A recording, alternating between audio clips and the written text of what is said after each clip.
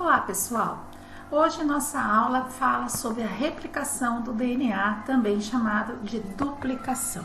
Vamos lá? Muito bem, nós sabemos que o material genético tem diversas funções, a principal delas é reservar então todo o nosso patrimônio de informação. Muito bem, para que uma célula se divida, para que ela entre em mitose e faça a divisão e gere novas duas células filhas iguais, é necessário que o material genético então seja replicado, ou seja, que ele seja duplicado para que a célula possa então ter quantidade suficiente de DNA para distribuir em duas novas células. Ao longo da aula de hoje e da semana que vem, nós veremos também outros mecanismos importantes do DNA, que é a transcrição e depois a tradução, que é então a formação das proteínas. Muito bem, uma das primeiras coisas importantes a falar é o seguinte, que a gente tem sempre que imaginar, neste momento, o material genético na forma de cromatina, ok? Então, na forma de cromatina frouxa, no período S da intérfase, o período de síntese, vai ocorrer então a replicação.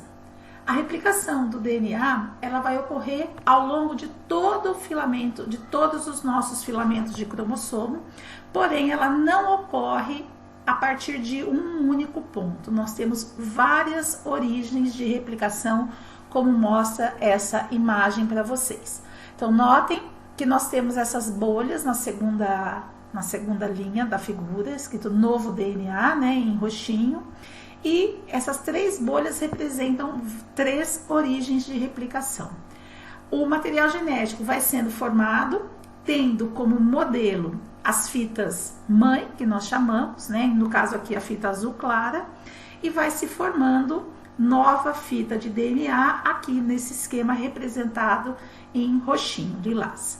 No final da história, no tópico 3, né, dessa imagem, nós vamos ter então a formação de duas novas fitas de DNA roxinhas, lilás, e pareadas com duas fitas antigas. Então nós vamos ter duas novas moléculas de DNA dupla fita.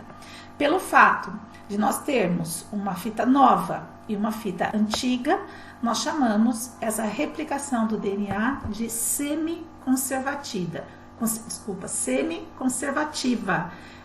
Replica metade, conserva metade.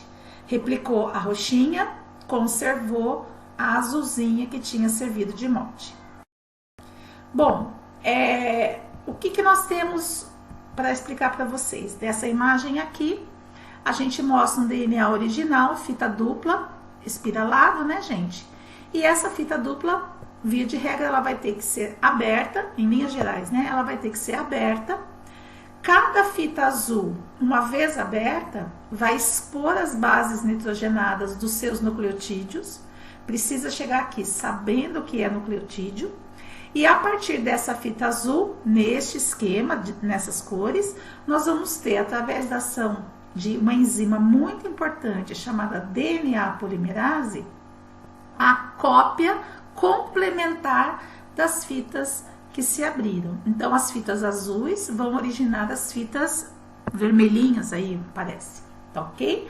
Como que vai ser feito isso? Através da leitura dessa fita azul original e da inclusão de nucleotídeos complementares. Onde tiver na fita azul uma adenina, vai ter que ser pareado, vai ter que ser incorporado na fita vermelhinha, uma adenina, com uma timina. Onde tiver uma citosina, vai ter que ser pareado com uma guanina, porque as ligações do DNA são complementares, entre bases nitrogenadas complementares, ok?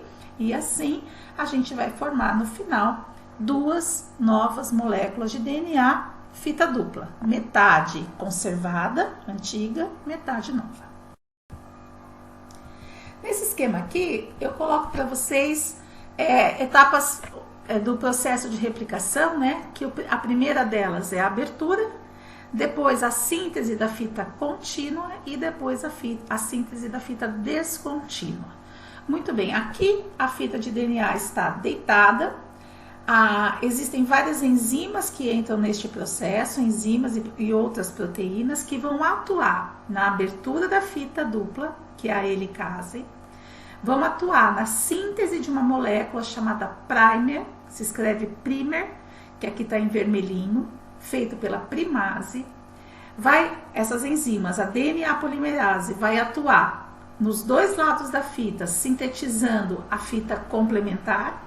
E depois nós vamos ter ainda a ação de uma enzima, de um complexo de enzimas chamados topoisomerases, que atuam acima da região de abertura, ok? Muito bem. A DNA polimerase, ela tem duas funções fundamentais. Ela tanto incorpora nucleotídeos, ou seja, ela acrescenta nucleotídeos na fita de modo complementar, como também ela corrige erros. Muito bem. Nessa imagem aqui, nesse slide, nós temos uma descrição das moléculas. Então, isso que eu expliquei no slide anterior, a função das enzimas, aqui a gente tem por escrito. Então, a gente tem a função da helicase, que promove a abertura das duas fitas, a função da topoisomerase, que alivia a tensão acima da forquilha de replicação, acima do ponto de abertura. Nós temos a função da primase, que vai sintetizar os primers. Nós temos proteínas chamadas de SSB, que são proteínas que se ligam à fita simples para mantê-las abertas e separadas. Temos a DNA polimerase com função de polimerização e de remoção dos fragmentos e remoção dos erros. E temos a ligase, que vai fazer então a ligação dos fragmentos, chamados fragmentos de Okazaki, que a gente vai falar logo na sequência. Muito bem. Aqui a gente tem uma fita de DNA original, a fita original em azul, aqui não está em forma de hélice, só está paralela. E aqui está mostrando o seguinte, que nós vamos ter em vermelho aqui a formação das fitas novas do DNA. Então, neste esquema, a fita azul é antiga, a fita nova é vermelhinha. Notem o seguinte, que de um lado nós vamos ter uma fita nova vermelhinha contínua. Do outro lado, do lado direito da imagem, nós vamos ter pedaços dessa fita vermelhinha, que são chamados de fragmentos de Okazaki, porque foi, acho que alguma coisa, Okazaki que descobriu. Então, a gente tem, durante o processo de replicação, a necessidade de um primer, uma sequência iniciadora, um pedacinho de iniciador na fita contínua, porém, nós precisamos de vários primers na fita descontínua, tá ok? A DNA polimerase se liga ao iniciador e depois ela continua fazendo a extensão da fita, e a gente entende que uma das fitas então é formada no sentido da abertura da forquilha. Então a fita contínua, ela está sendo formada na mesma direção em que o DNA está sendo aberto, e a fita descontínua está sendo formada no sentido oposto à abertura da forquilha. Eu coloco esse desenho do Angry Birds aqui para a gente lembrar exatamente o que é uma forquilha, gente? Que é tipo aquele estilingue. Okay? Aqui, mostrando de verdade, na foto da direita de vocês, essa foto menor, ela está mostrando essas bolhas. Você vê várias regiões de uma fita de DNA que estão sendo duplicadas ao mesmo tempo. Como o nosso DNA é muito extenso, ele não começa numa extremidade e termina na outra. Ele começa em várias origens de replicação, ou seja, em vários pontos da cromatina, e vai se estendendo. O que acontece quando uma bolha deste lado encontra do outro lado? Elas se fundem e vai se formando a fita dupla. À esquerda de vocês, a gente tem uma dessas bolhas de replicação, mostrando a setinha vermelha aqui, mostrando exatamente o local da forquilha. Isso tudo é foto, ok? Muito bem. Aqui tem um resumo das etapas não só da elongação, mas todas as etapas, né? Então a gente tem, primeiramente aqui, neste esquema, nós temos duas fitas de DNA, uma azul e uma vermelha, aqui chamada de fitas mãe.